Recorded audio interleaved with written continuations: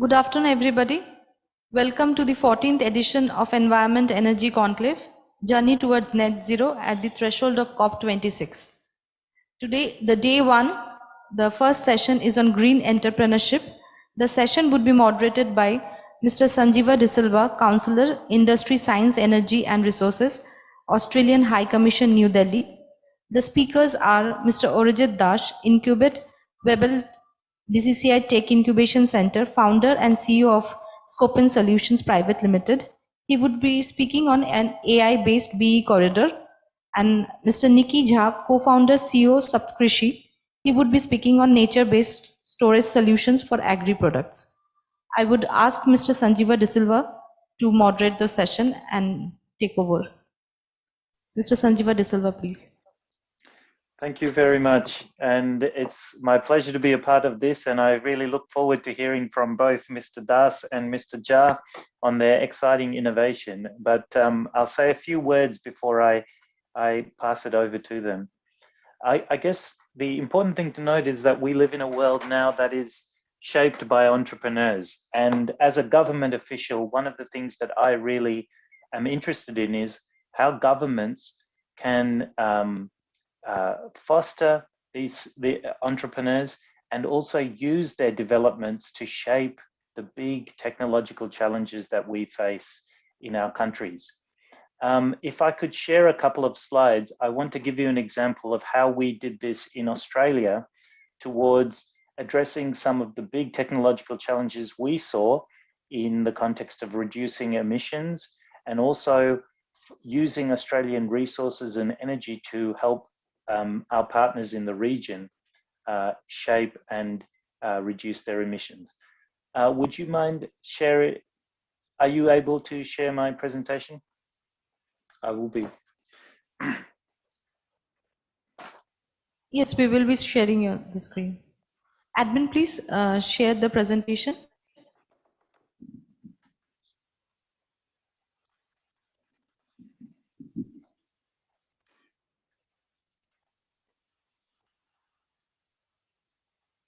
So if we can you enlarge the slide?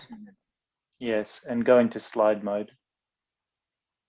And if you could go to the next slide.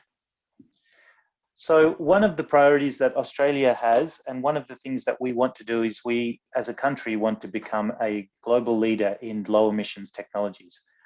And I, working with the chief scientist last year, developed and working to our Minister for Emission Reduction, Angus Taylor, helped to develop this technology investment roadmap, which is really a process by which the Australian government surveys low emissions technologies that are emerging in our country and finds ways to prioritize which of those technologies will have the greatest impact on the big technology challenges that Australia is facing. And I won't go through all of these stages, but this is effectively a process for the federal government of Australia to look across our economy and to stay on top of all of the technological developments that are happening. If I can go to the next slide. Australia will invest many billions of dollars in these technologies over the coming years, and they are aimed at trying to address these four big technological challenges that we had identified after talking to our stakeholders and talking to Australians across the board. The first of those is to achieve reliable and secure electricity supplies for the country, especially in the context of Australia having a very high degree of renewable variable power through solar and wind coming into our system. So in that context, Australia is looking, of course, very deeply at technologies like improved lithium battery storage, but other more innovative electricity storage options. And I've had the great pleasure of working with a lot of entrepreneurs in that field in Australia. We also want to, as you can see, the next technological challenge of increasing productivity. That is, we want to make our primary industries, in particular, Australia's mining sector, more efficient and foster the innovation that allows that kind of innovation to take place. Nextly, we want to expand our manufacturing activities onshore, and in particular, we want to do that in the sectors where we are already exporting or part of global value chains as an exporter of raw materials, and we want to use innovation to make sure that we can process some of that mineral wealth onshore, including, for example, in the to gain more value out of our battery supply chains. And finally, sequestration. You know, the IPCC released its assessment recently, and one of the factors is that without geological storage, without carbon capture and technologies, it will be very, very difficult for the world to limit global warming to 1.5 degrees. And so that will be a key challenge for Australia. Now, I will leave my own remarks at that, and just to say that as a government official, the interesting thing for me is to understand how the many entrepreneurs and innovators in our community and in our countries can be fostered, so that those innovations and those breakthroughs that they come up with can be brought to a national level to help solve the problems that India, that Australia, but also the globe face. Now, we're very fortunate today and to have two entrepreneurs. I'm really looking forward to hearing from them both. They gave me a bit of a taster of their presentations, and they were both very, very interesting. So the first is Mr. Ajit Das, and I will ask Ajit to speak for between 10 and 15 minutes, and he'll be talking to us about how he has deployed artificial intelligence technologies to help design bee corridors to foster bee populations in major centres in India. This is a problem that we face in Australia and, of course, around the world. So I'm very much looking forward to hearing from Ajit. Over to you, Ajit. Thank you, Mr. De Silva. I would quickly like to share my video and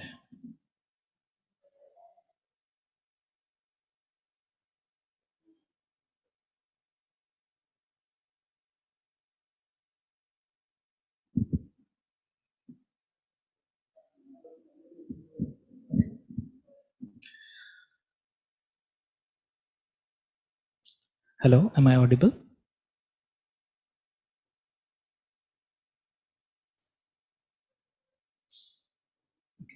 Yes, we can hear you. Okay. So to begin with, let's talk about an example. If you look into it, vanilla is the second costliest spice in the world. But on the contrary, if you want to grow vanilla tree, it's quite easy to grow, and it almost survives in all types of climatic conditions other than the Arctic ones.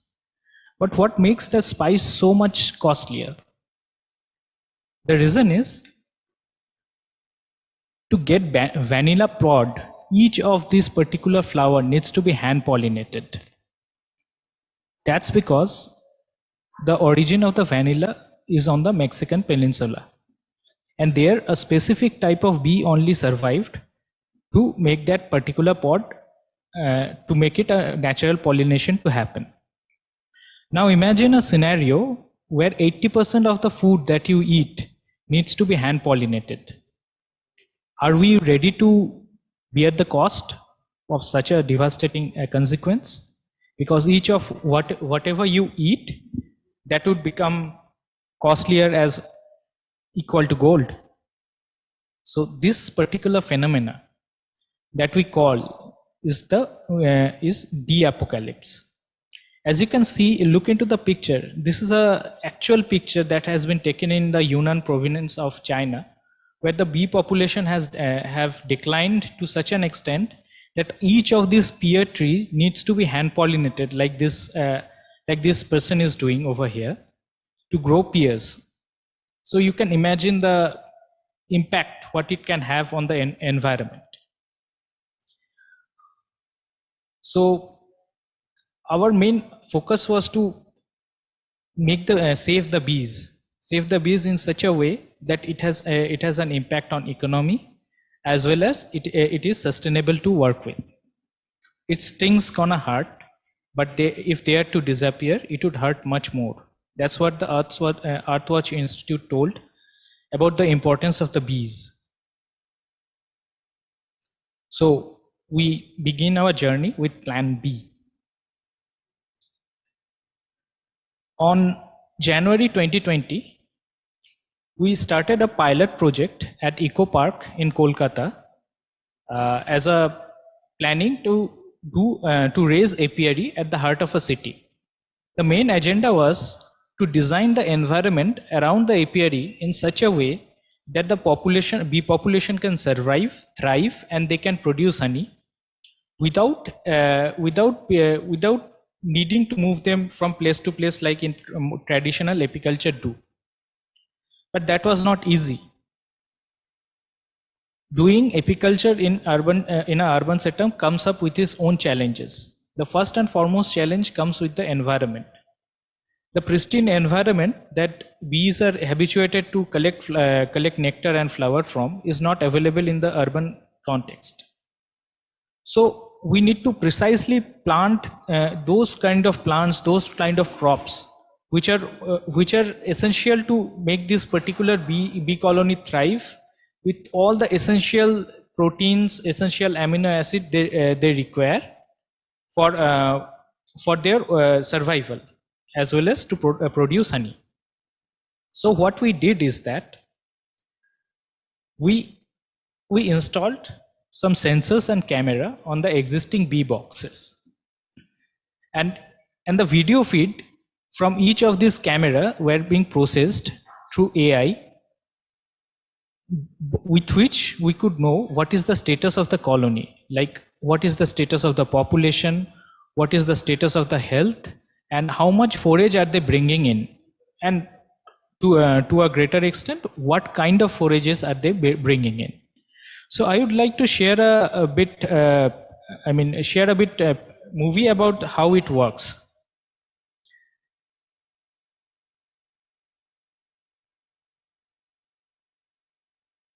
One second, please.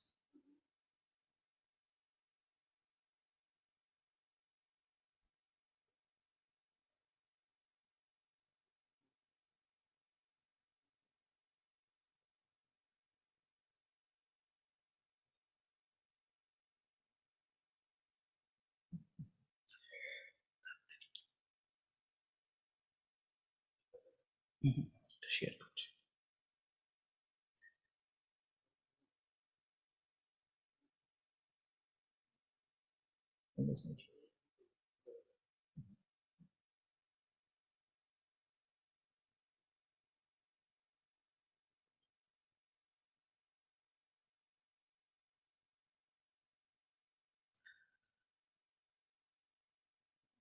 So each of these video feed, as you can see, we take the pictures of each of these bees, and we try to identify from the image what are the which particular kinds of bees are in moving mode, and where they are headed to, whether they are going out of the hive or coming towards the hive. So if the number of and then we try to do an average of them. So the number of bees that are coming towards the hive are the collectors, and the number of bees that are leaving out of the hives are the foragers. So based on the average number of collectors that are coming and the average number of foragers that are leaving, we can actually gauge about how much the forage has been collected over a period of an hour. That is the number of incoming minus the number of outgoing. So that also gives us a impact. Like what happens currently is that suddenly half of the hive just gets destroyed. So by counting the number of bees that are going out and coming in, we can safely presume that how much is the loss of colony life. So that gives a gauge of what is the morbidity of the particular bee. And also we check that particular slide didn't had a pollen carrying bee, but we check about the pollen which has been carried by each of these bees. So the number of pollen number of bees carrying pollen on their sacs, the addition of them over a period of time, that gives you that gives a fair idea of amount of forage that is present outside this particular hive. So if the frequency of this pollen collecting bees increases on the peak hour of the day, that gives an idea of how the environment is performing around this apiary. Since this was a fresh photograph, and currently we are having monsoon season over here, so we do have less flowers around. So that's why, of course, the amount of food that is coming inside the hives is less. So based on these matrices, we try to plant those kind of trees around this particular apiary, so that we have a greater amount of forage being collected that ultimately helps in honey production.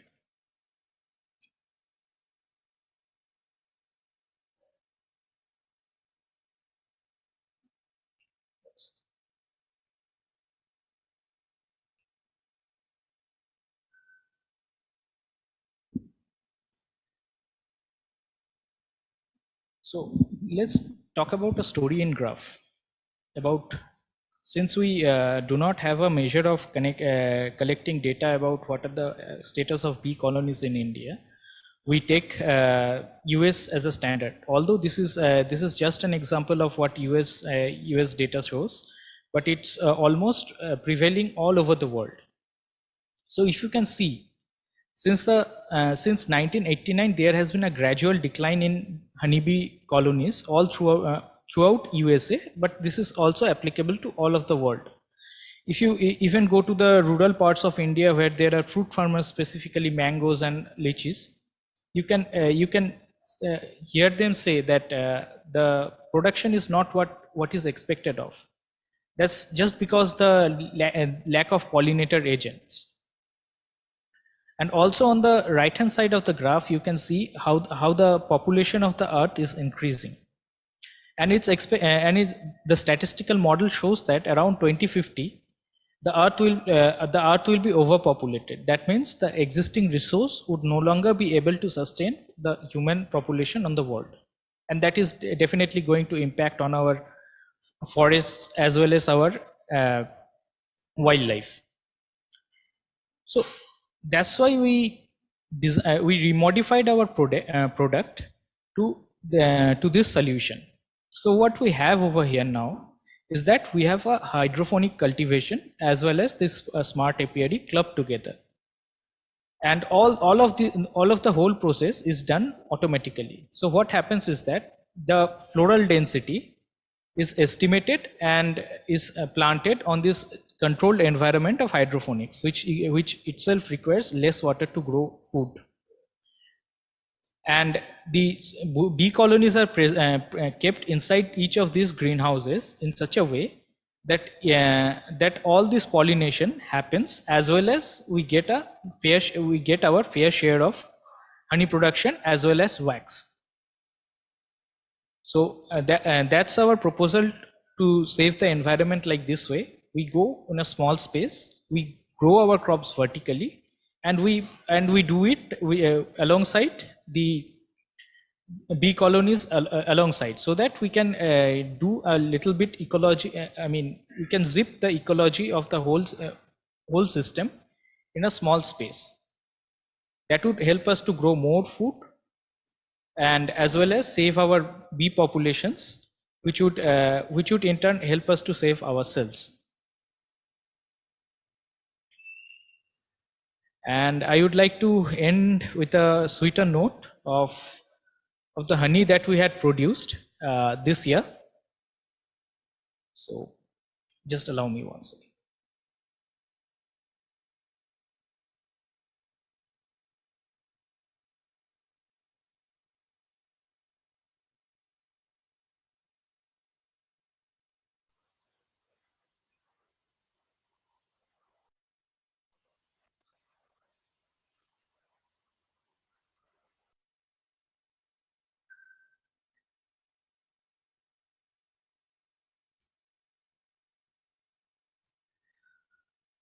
So this is the honey that we harvested later in June from our urban apiaries at Eco Park, and this is what honey, pure honey raw looks like.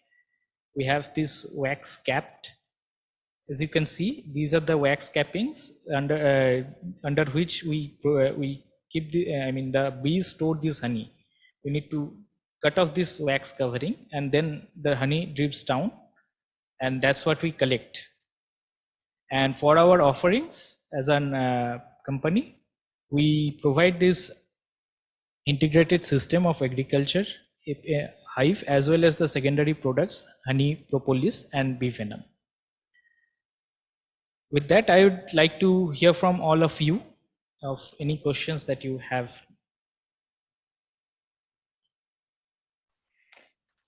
Thank you, Arjit.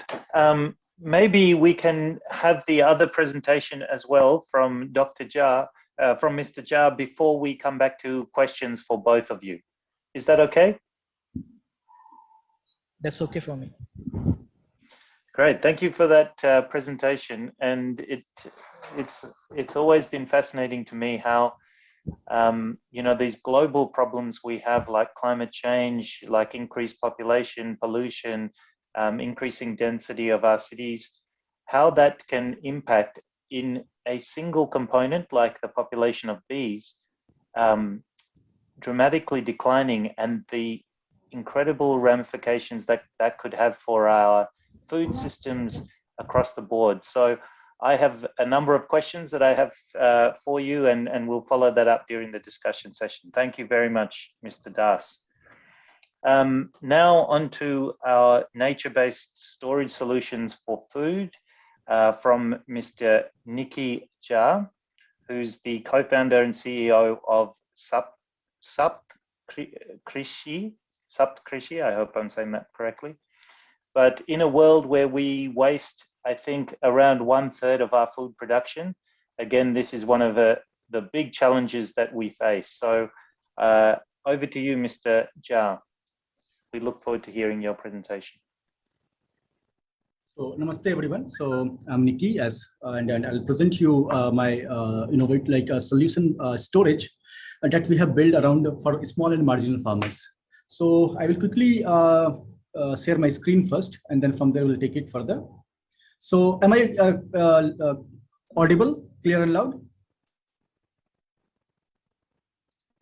Okay, perfect. Yeah, so we named our storage as Sabji Koti or preservator. So this is one of its kind storage that doesn't require any kind of cooling, neither chemical, to extend the shelf life of fruits and vegetables anywhere between 3 to 30 days.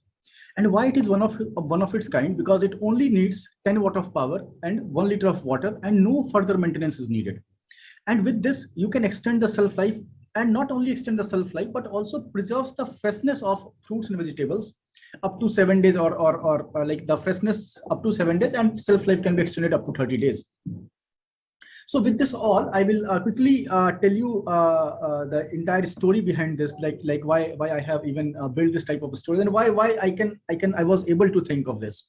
And before going further, I would just like to highlight the USP of this entire technology in a sentence, that the USP is that the entire storage can be assembled upon any suitable means of transportation, whether it could be a thela, e-rickshaw, mini trucks, tempo, whatsoever it is. That's why, just to show it purposely, we have installed this on thela, so that this can show that how decentralized we can go. How and really we are talking about the marginal farmers or small farmers. So we are here at Saptakrishi, we are developing technologies especially catering small and marginal farmers. And if I talk about the problem, like the problem is very huge. So this image itself is from the Bhagalpur Mandi. That's like, I belong from a very small village in Bhagalpur, Bihar. I carry a village background, and there my region is a Gangetic belt, and being in the Gangetic belt, my region is blessed with the production of fruits and vegetables. So we produce a lot of fruits and vegetables, but the production of more fruits and vegetables doesn't mean that the income has been increased. No, it's strictly not. So let me tell you the story of this Hema Devi. This is from the Bhagalpur market itself. So as you can see here, she is selling this bitter gourd. So when I inquired about the price of this bitter gourd, she told ki whatever you can pay, you pay and you take it. Why this was happening? Because due to the continuous exposure to the sun, this bitter gourd has changed the color. And when I inquired with the next vendor selling this bitter gourd, the cost was around 50 to 60 rupees per kg. But right now, she is just willing to get rid of this bitter gourd. So now you can imagine the amount of money which this lady might be earning. She might be earning 5,000 to 6,000 rupees per month. Okay, but you can see that here at least 2 to 3 kg of bitter gourd is here, which is going to be wastage. So this is one of the very important lessons which we have learned from ground. I can talk statistically that India produces 330 million metric tons of fruits and vegetables, out of which 100 million metric tons goes to wastage. But these all are the facts and figures which I can talk. But I will be presenting you more from the ground, because I belong to such places. So even the problem is not only the exposure to sunlight. The problem is more dense. The second problem is that they don't see what if like like this is onion. So onion has a shelf life of 1 or 2 days if kept outside. So what if this all onions are not sold even, so she had to store it at some marketplace. But when you see that when you go in a morning time to see a mandi, you will find that they will be storing it just on the roadside only. So in the night, some stray animals comes and entire crop is ruined, entire fruits and vegetables are ruined. So these are the real incidents from the real life. So what exactly she needs? So she basically needs an affordable solution which should be accessible to her, and as well as a solution in which she can transport their fruits and vegetables into the mandi, and she can sell in the mandi. So this was basically I have taken the design thinking approach for building this storage. So we were empathizing with the problem. So we have not only we have interviewed Hema Devi, we have interviewed several other farmers like her. What are their daily routines, and how they daily they come to mandi and sell their produce. So after empathizing with the problem, we've tackled the problem in a way that one thing was clear, that we had to make a storage that we can take it to mandi and it can be displayed in mandi. So we thought of that entire storage should be packed in a bag first of all. So as you can see that our entire storage can be packed in a bag like this one, and it can be unfolded to create on-farm infrastructure, on-market infrastructure, on-roof infrastructure, and it can successfully be mounted upon any suitable means of transportation. So this was one of the thing which we have done. Now there was a lot of innovations into the fabric part, like making this entire storage insulated. Then the assembly part, like how easily it can be assembled even by a kid or even by a very small farmer. So that was one part of the entire game. So now one part we have solved, like the outer thing, that how it is going to be there. But what about there was a lot other problems in the village. So now India is electrified. Yes, I agree, India is electrified. Each and every village of India is electrified. But for how many hours you receive electricity? That is a major question. For 2 to 3 hours? So if you can even put a cold storage, mini or micro cold storages in the villages, so how you are going to power it up? That is another big question. Cold storages are there. Yes, it is solving the problem, but at what quantum it is solving the problem? That is also very important. So power was one of the biggest issue which was there, of course. The third part was maintenance and requirement of a technical manpower. So see, we had to operate in a village setup. You want to get a technical manpower there. How you are going to operate that? So it should be maintenance free. It should be powered by a battery so that you can transport it. So these were all the long list of weighted problems which we had to deal with while we were making this storage. But thanks to the entire ecosystem of evolving ecosystem of startups in India, thanks to IITs, our supporters like IIT Kanpur, IIT Patna, SCOST Jammu, with their all supports from the professors and everyone, we have devised the storage in a way that it can be powered only by a 10 watt of power. 10 watt of power, it means exactly the same which this cell phone requires to charge. And also maintenance, in the name of maintenance, you just need 10 watt, like 1 liter of water per day. So now we are coming up with different version of this storage. So now after making this entire storage, we have validated this. We have got the third party validation as well from a university, from different state governments, and now we are catering to WWF, to Arunachal Pradesh government, to Bihar, to Uttar Pradesh, to the places adjoining IIT Kanpur. We have deployed our system in the canteens and mess of IIT Kanpur, and I'm very happy that they are very overwhelming using it. So as you can see that we have kept some of the fruits and vegetables inside the storage as well as outside the storage. You can see the condition. Tomato in 10 days is inside. Is still as fresh as it is plucked from the field, and outside it is completely gone. Fungus attack was there. So even with the spinach, even with the beans, even with the capsicum, you can see, and we have got the validation from different universities and state government. I owe my thanks to them.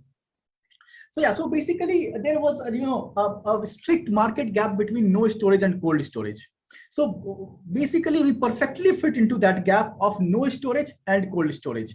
So basically we are there to cater this market gap. So there we lie that we have a very low investment and maintenance cost, and we have a very high portability. Because in the terms of investment, if I had to reveal the price of this storage, this is going to cost you only 10,000 rupees, and we are even planning to make it as $100 storage for the international community. And in this, you can pack anywhere around 200 to 300 kg of fruits and vegetables. So this is the quanta which we are talking about. So right now, if I had to tell you about the total market, so it's a very huge. But currently, we are very focused upon deploying our solution to Northeast India, Central North India, which includes Bihar, Uttar Pradesh, and now we are expanding to South as well, and Jammu and Kashmir. So these are the places which we have, which slowly and steadily we are moving along. Also, we are conducting pilot trials into different agroclimatic zones. So which means that we are also going to conduct pilots. We are going to conduct pilot after this month in Gujarat, in Tamil Nadu, in Chhattisgarh, in Odisha. So these all states, so that we can cover majorly all those agriclimatic zones, so that we can deploy our storage. And also, it's not about that we are just giving the storage and we are just done with it. No. So what we are doing basically, so right now we are creating an awareness also. Like how we are creating an awareness. So I will give you again a real life example. That if you interact with any farmers, like let's put into this way that Hema Devi, again connecting with the story of the Hema Devi, let's put into this way that Hema Devi produces 100 kg of fruits or vegetables, which she had to take it to the mandi to sell it. Okay, so now while and the average distance which a small or marginal farmer had to travel to take their fruits and vegetable up to mandi is around 15 kilometers, which is going to take around 2 to 3 hours. So in 2 to 3 hours, what it happens that fruits and vegetable tends to lose the weight because it's a seventh standard physics. Outside is very less humidity, and inside fruits and vegetable is 95% or 98% water. So naturally the tendency will be that water will go out. So when she reaches the mandi and she weighs her fruits and vegetables, the weight is around 96 kg. Just a simple mathematics will do. Like 25 kg, let's put into this way, that let's assume 25 rupees per kg is the fair cost. So 25 into 4 is 100. 100 multiplied by 30 is 3,000 rupees. You just look at the numbers. She is earning 6,000 rupees and she is losing 3,000 rupees just because she doesn't know that there is a weight loss. Just due to the awareness, she is losing 3,000 rupees. So here comes our intervention, that inside our storage, there is no weight loss or insignificant weight loss. So if it is doing nothing, let's put it into this way. If it is only setting the weight loss, so she is going to earn 3,000 rupees per month more, which is definitely going to add to her income. So it's like this way we are creating the awareness. And awareness we are creating with our partners like bank, microfinance, NGOs, SSGs, agriculture universities, Krishi Vigyan Kendras. Whatever channels we need to take, we are taking those routes to reach to the farmer, to reach those marginal and small farmers, so that we can create our reach there. And then we are also exploring different ways, because 10,000 rupees right now, even I feel that this is a huge amount for a small or marginal farmer. So we are exploring the ways of microfinance. Like even if I can give it on microfinance, like charging 1,000 rupees and just giving it, and per month we can take it. Even on the rent model, we are experimenting. So we are experimenting on different models. So in terms of mitigation potential or something which is very, very important for today's perspective, is that I will say only this, that if you are buying one sabji koti or gifting or donating one sabji koti, you are avoiding up to 1276.8 kg of CO2 emission per year, which is equivalent to cultivating 60 full grown trees. So how this is calculated? So if you had to preserve those 200 to 300 kg of fruits and vegetables into a cold storage or into a deep freezer, you need electricity, you need cooling, you need refrigerant. And also if that 200 to 300 kg gets wasted, that produces methane, which has 25 times more global warming potential than carbon dioxide itself. So this is how we have calculated this number. Apart from this huge impact which we are making on climate change, we are also able to increase the income of even the small and marginal farmer by more than 50%, and reduction in waste by 30%. Even I have to comment something on reduction of waste. I will comment like this, that one side you are talking about poverty elimination, one side you are talking about zero hunger, sustainable development goals, and on other side you are wasting such a nutritious fruits and vegetables that contains very high nutrition just due to the lack of transport facility, adequate supply chain management facility. So just we had to connect both our hands, just it. With this, this is our journey so far. We have done pilots, we have experimented on different models, we have been validated, we are winners of several awards. Recently, we have received a national awards for this. So this is Meet Our Team. So this is our small team through which we are working. And thank you. I will not take much of your time. I will be open for the questions. We are Team Saptkrishi, uplifting the hands that feed us all. Thank you. Thank you very much, Dr. Jha. Can you hear me? Yeah. Yes. Excellent presentation. I really enjoy your enthusiasm and energy. Now we have had a question for Mr. Das. So we'll use the next 15 minutes to take a few questions. A question is coming on with the chat, and it's: can we have bee conservation projects in line with other animal conservation projects? Is that possible? Mr. Das, would you like to answer that question in the first instance? Can I have the question once more? I think the questioner is asking, can the bee conservation projects be sort of fit well with other animal conservation projects? Are there synergies between them? Yes, we can. We can extend it to other social insects as well as fishes, aquaculture. We can extend towards them. And it's just the technique is image processing, of course. So based on what type of animal are we trying to conserve, we can modify our softwares regarding and as well as the approach regarding those kind of animals. Excellent. Now I can see a few other people on the line. Does anyone else have a question they would like to ask our participants, or else I will ask one? Radhika? No questions? Okay. Hi, Sanjeev. My question is more on energy storage, grain storage. So India has a lot of issues on grain storage, and I saw that we can also conserve emissions through energy efficient storage. So what is the biggest challenge in that? Is it the cost, or is it's because it's a lot of rural India? Is it the distribution challenge? So what are the major challenges in the rollout of something that the Indian government has been trying to do since ages? Hello, am I audible? Yes. Yes. So as I can understand the question, it's not only about the government which is trying to do or something. So what we are doing now is that right now we are taking technologies, agriculture technologies that are focused to large farmers. Okay, you have acres of land. For them, you have viable technologies now, like tractors, trailers, power trailers, or even cold storages that are on the reach of large farmers. But we really, if you go to down the line, you don't have any such technology for small and marginal farmers. Just to name a few, you have just only few manual machines for the operations.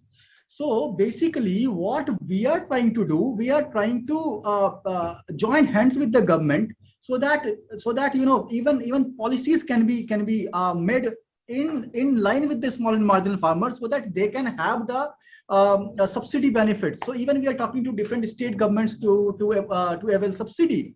We are even talking to different channels for microfinancing. So these are all things we are experimenting upon in line with the government as well. I hope I have answered your question, or if I missed some part of the question, can you please repeat if I haven't answered it? No, thank you, Mr. Jha. That's a good explanation. I kind of want to wish you all the best. It is an initiative that India requires because we are an agrarian economy, and we need storage reaching to these marginal and small farmers, because we have this issue of a lot of grains going to waste in a country that is not able to even meet its nutritional requirement. So thank you for the answer, and all the best. Yes, I have a follow-up question for both of you. So you're both at the stage really where you have got pilot projects up, where you've got your prototypes functioning, and I assume you have deployed them a little bit, and so you're beginning to see how those prototypes are working in practice. Can you tell me, both of you, what are the impediments to you scaling, like on Mr. Jha, in terms of manufacturing your units? I guess that's a really difficult challenge, isn't it? Because you need to start producing more units, but at the same time, I guess you need to do that whilst demand is growing. So you need to keep those two things in check.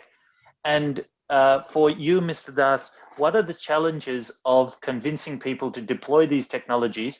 And also something, so if you could just address the, because both of your problems, as Radhika was saying, both of them, the problem of declining bee numbers and the problem of food storage, especially storage at the sort of micro scale, those are big global problems. So if your innovations are able to impact those problems, have you thought about how you can scale, and what is the pathway to get that both deployed more broadly in India, but then also eventually overseas? So, Mr. Das, you would want to go first, or I should? Okay, then I'll take the lead. Okay, so this is a perfect question, Silva. You have rightly hit the nail on the head right now. So with this over this stage also, I would like to say that the biggest problem which we are facing is the manpower problem. We are looking for, like, every day I am spending my 1 hour or 2 hours every day looking at the resumes of the people, so that I can hire good manpower. And that's the biggest challenge here working in India and with the rural setup. you can't find a good manpower. And it's not only about having a prototype. See, prototype for us, like if you ask a serious entrepreneur that what exactly a prototype mean to you, it means nothing more than just having something to play around. So this is literally I'll be very critical on this point. This is literally that's it's something to play around. Prototype is. So the real pains come when you take the prototype to a scalable product. So there you comes the DFM, design for manufacturability. There you comes like how hinges is going to work, how those small nut and bolts is going to be fixed, and also the reliability. So so in India, IT sector or software sector has evolved much, but in terms of hardware innovation, it's still pretty difficult. Why? Because we are into the hardware. That's why I had I can bear the pain. I had bear the pain, and I will be explaining this in a way. See, if I had to take a hardware. So hardware has its own glitches. Like let's say each time whether you take a very good simulation, whatsoever it is, you take it in a very good way, simulations and whatnot. But still, you had to test its reliability on the field. So we had to deploy the model and see like for 6 months, for a year, that whether it is working or not, it is working that extensive or not. So we had to deploy in rain, we had to deploy in sun, we had to deploy in all those weather conditions to test it. We had to create those all artificial conditions to test it. We had to think of every bit of our hardware, that from where it can go faulty, because we are a startup. We can't afford to send our service engineer to the place where the system is deployed. So these are all the practical challenges of scaling it. Making prototype, making some initial units is even fine. You can use 3D printer to make some initial units, but 3D printing is not a viable solution. You had to go to injection molding. You had to go to all other practices which you need to take to make the product happen. So these are one of the biggest challenges which we are facing, of course, but I'm not scared of any of these. I have all the objective in line. I am here to solve the problem of small and marginal farmer, and I will solve it. This is the only motivation which I have and I carry. That was a great motivation, Mr. Jha. And to be in line with your thoughts, yes, hardware is actually a problem over here, manufacturing hardware specifically. So that's why we went to the software model at all. I mean, instead of devoting our time doing our own customized hardware. And to answer Mr. De Silva's question, the biggest challenge that we face is it's momentum. It's the people here are not wanting to change their thought process. Say, if I go to a traditional beekeeper and provide us our solution that we have, they would simply disagree to get in line with what are the benefits. They would try to stick to their ways, age-old ways, and they would try to work upon that instead of trying with something new. And of course, if one of the most biggest challenges what we face is the trauma that people have towards bees. So people have this mindset that if they keep bees, they are going to sting them, and that's the end of the story. People are less keen to know a bit about bees. People love honey, but they are not willing to take the risk of raising them. So that's a great challenge. But what we are trying to raise more and more awareness, and of course the economic benefits that we have while raising this bee apiary in this way. So currently we have on the outskirts of Newtown, we have made a group of including some marginal farmers, as well as some old beekeepers, as well as some mango orchid keepers. So their group altogether are trying to see the economic benefits of our solution, and we are looking forward of their outcome. of their changes of mentality. So our strategy is to create small pockets of people who are enthusiastic about that, who are more deeply involved in that, who in turn tells the story, the success story that we can have by approaching farming through these methods. And once that story rises, yeah. That's very good.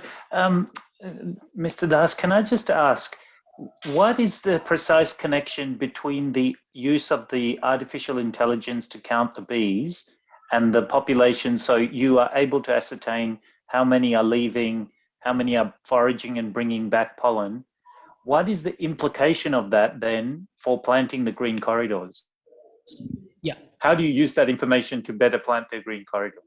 Yeah, let me come up with an example. So basically, why it's most important to check the population of bees at every time? Because there is this strange phenomena happening all around the world that suddenly within an overnight, all of the hives are getting damaged. Damaged like in a fortnight, all the bees just vanish in thin air, and nobody knows why. It could be pesticides, it could be impact of monoculture, but there is no certain specific reason. So we were the basic idea was to figure out what is the actual reason this particular colony collapse is happening. So by keeping a track of everyday track of how many bees are going out and how many bees are coming in, we can ascertain whether the colony collapse is happening outside the hive or it's because something that is going inside the hive. So as for we also face this phenomena of colony collapse, but what we figured out from the data is that the majority of the bee loss that happened was because the amount of bees went out and they never came back. So we went out scouting for a reason why. What we could figure out for this particular case is that in the nearby fruit orchard, they were spraying some chemicals to fend away the insects as well as the pests. So since it was a flowering season, bees went to visit those particular particular trees, and they never came back. So this is one of the phenomena that we could see off through the data, and we then took counteractive measures that we won't be we approach the right authorities so that we can prevent this kind of failures in the future. But that's not all. We also found that a particular colony collapse happened inside these particular boxes. The bee didn't move. The bee that went out came in, but something happened that killed all the bees. And then we figured out that it was due to ant attack. When we are keeping bee boxes in a specific place, ants began to come in search of honey. They somehow climbed that particular box and killed all the bees in one night. So that is one thing that we got from the data. Fascinating, really fascinating. I congratulate you both. Now, I just wanted to check if there were any final questions. I see Shandon is on the line.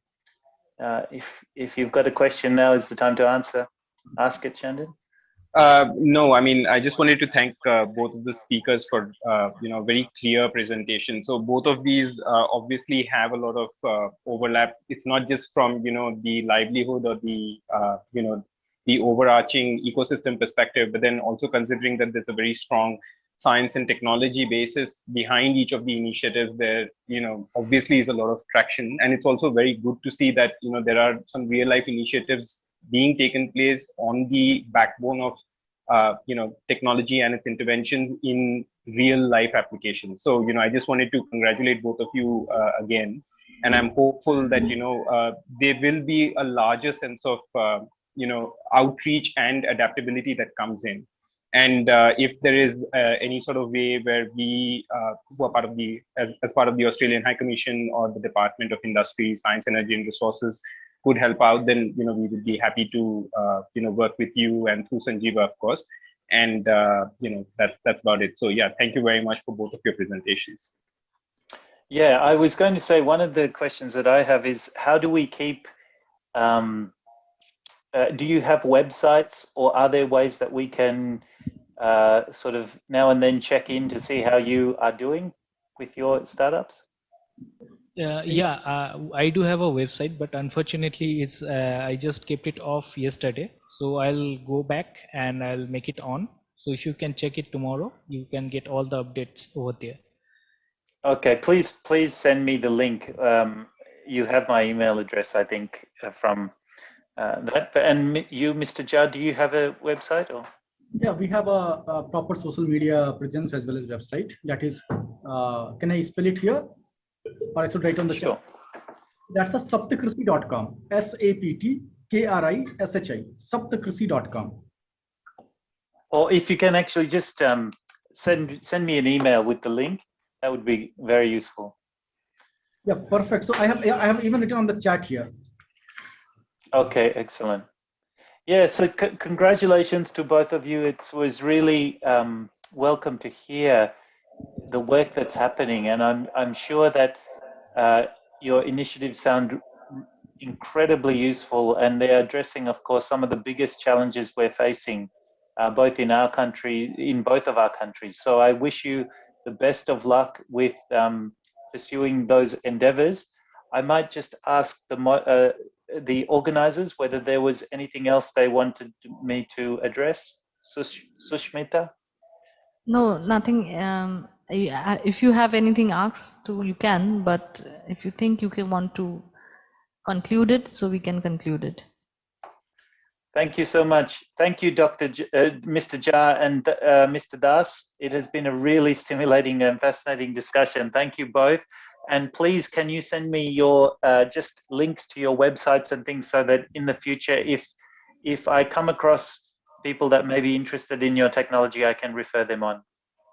Sure, I will. Okay, thank you very much, Susmita. Thank you. Thank you, Mr. De Silva. Thank you, Mr. Jha. Thank you, Mr. Das. It was a wonderful session. So we would conclude here for the FV viewers, but it would be on for the cloud links and for the YouTube. So, and our next session is at 2 p.m. It is on Water Forum. So we join at 2 p.m. Thank you. Thank you very much. Thank you.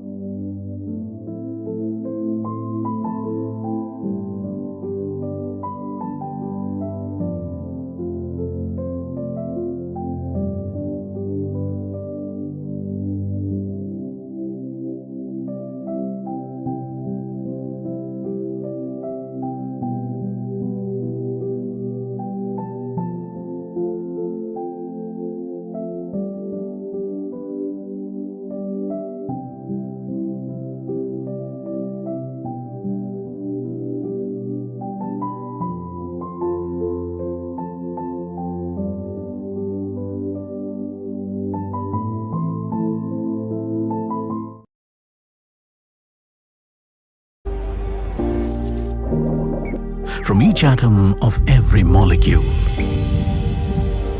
to thousands of kilometers deep within the earth,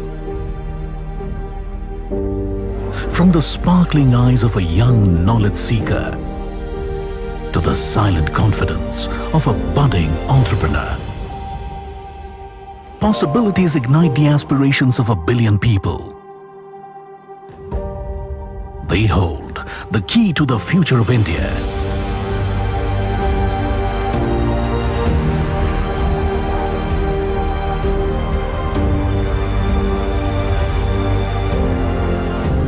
bringing them to life is what drives us as a company.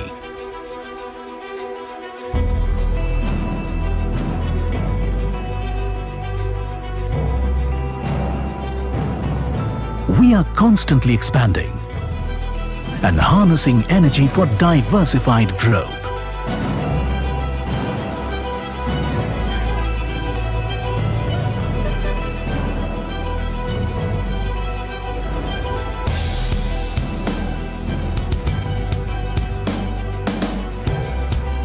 From the largest network of natural gas pipelines in India, and also the first company to lay LPG pipelines in the country, with gas-based processing facilities for value-added products from natural gas.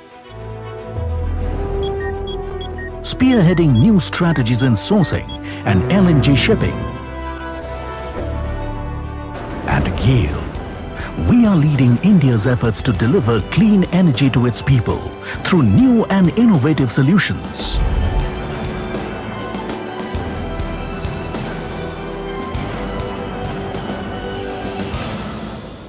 Overcoming difficult terrains and inclement weather to augment the nation's pipeline infrastructure.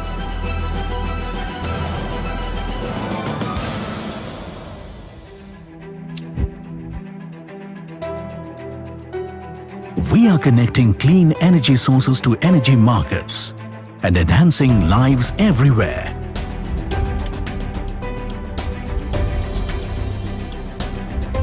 Thus adding momentum to India's growth story.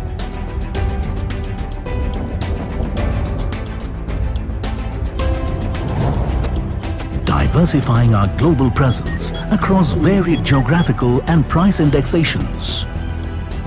We are quietly striving for India's energy security.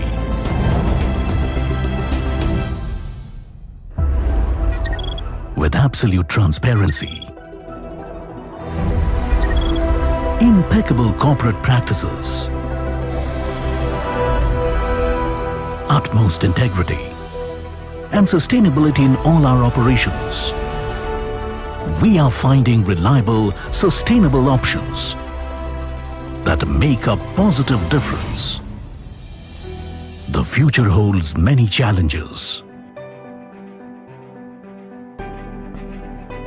Challenges fraught with the possibilities of innovation and of growth.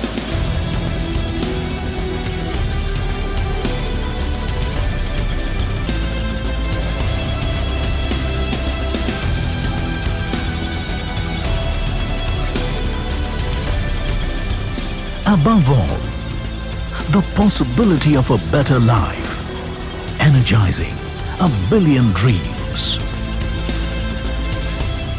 We are committed to creating stories of progress, of enhancing India's quality of life. That's what inspires our every move. That's why we exist. GAIL, energizing possibilities.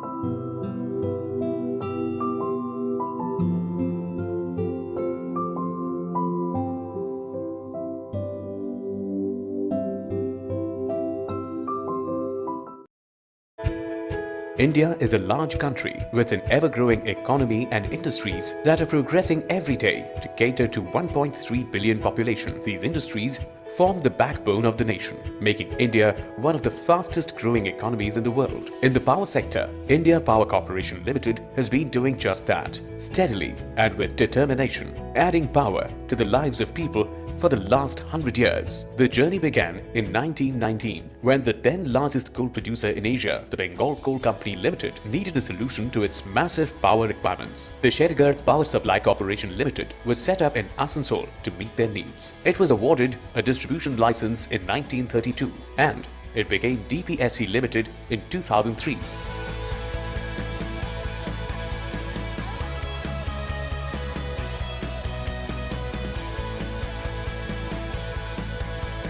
In 2008, it developed a 2 megawatt solar power plant at Shibpur, a first of its kind grid connector solar plant in Asia. On a roll now, in 2013, the name DPSC Limited changed to IPCL or India Power Corporation Limited. And that is how India and the world knows us today. In 2014, IPCL commenced power distribution in Gaya as a distribution franchisee and continued for 4 years with benchmarked performance in such a short period, achieving loss reduction trajectory supply reliability of over 95% and deployment of smart metering technology, being much ahead of others and having the highest performance in its kind of distribution model.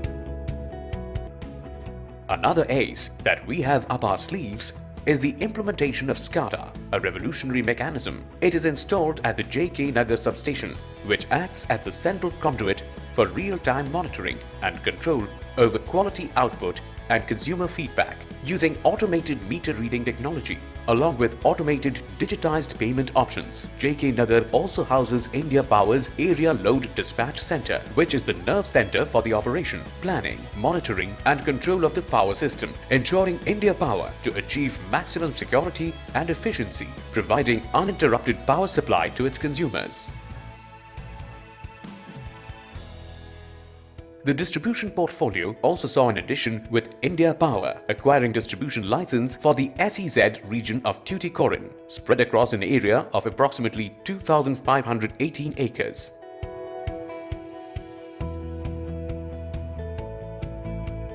In 2019, India Power is completing its centenary year as a leading holistic integrated power utility in the country.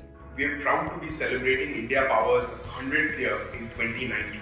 We are a unique company with a rich legacy of a 100-year-old, century-old organization, as well as the dynamism of a very, very young and futuristic utility. We are one of the first distribution companies who have implemented 100% automated metering infrastructure and implement SCADA and other technologies, which is helping our customers consume electricity more efficiently and making our network more reliable. India Power today is an integrated holistic power company with foothold in different segments. With regards to India Power's exceptional operational efficiency, a special mention is imperative for its operation in the Asansol and Raniganj area. Despite being in a competitive market, the power distribution scenario is different from the rest. It has the lowest T&D losses of about 3% only. Its supply reliability is rated at 99.99%. distinguished by its customer-centric programs and digitization. I am very happy to satisfy with the services and all the service rendered by the corporation. Quick response team, that is maintenance team during emergency, stormy weather, they are giving full support to us and we are happy with the IPCL authority. The quality of power is very good. And the frequency is also very low, the power cut frequency, the fluctuations are not there. जो भी staff है, service है, सबसे best service है। Production के लिए हमें line की पावर की बहुत आवश्यकता होती है, जो कि आपके यहाँ बहुत अच्छी व्यवस्था है। कुछ प्रॉब्लम होने से विदिन एन आवर ये प्रॉब्लम सॉल्व की जाती है। We are getting a very good service, very good support. I advise to all the industries or promoter or any other domestic use or commercial use, go for India Power. A 100-year journey is no easy feat. So, if one were to ask, how did India Power do it? The answer will be simple: expertise and experience. We constantly upgrade our skills by adopting new technologies. Digitization is playing a major role in that direction, such as implementing smart grid technologies through USTDA grants, partnering with others for smarter metering technologies like advanced metering infrastructure systems, and setting up live smart meters, which have been lauded by India Smart Grid Forum. Now, 100 years on, India Power has had its fair share of awards and accolades across segments for best HR practices, digitization, CSR, and quality benchmarking, and the satisfaction of countless happy consumers who helped India Power not just shine in its endeavors, but helped set the legacy in stone. And the mission is to empower millions with the best at the least cost. Mission and vision. India Power is an organization of the people, for the people, and by the people. It strives towards empowering communities around us. The culture is defined by 3 Ds: discipline, dedication, devotion. And the vision is to be a leading and reliable end-to-end energy solutions provider to the country. The mission is to empower millions with the best at the least cost. India Power always strives to provide its employees with a sense of ownership and essential values. It prides itself over its strong and talented team spread across the country. It is target-oriented but not at any negative cost. Integrity, a sense of ownership, fair business structures, organizational pride, customer delight, and constant innovation is what drives India Power, empowering lives for the last 100 years. On to the next 100.